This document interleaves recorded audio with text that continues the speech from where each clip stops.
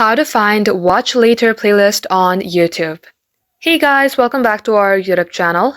In today's video, I'm going to show you how you can easily access and locate your Watch Later playlist that you created on your YouTube account. So let us get started. First thing first, let's go ahead and launch our YouTube application. You will see a page like this. First of all, let's go ahead and add a video to watch later. To do that, tap on the three-dot icon of the video. Then tap on Save to Watch Later. Now once you have done that, refresh your page, then tap on Use section from your right bottom corner. Under here, scroll below, you will see Playlists. Then you will also see Watch Later. If you tap on View All, it will show you Watch Later. This is private, and you can see the video that I have just added in my Watch Later list. Just like so, this is how you can do the same as well.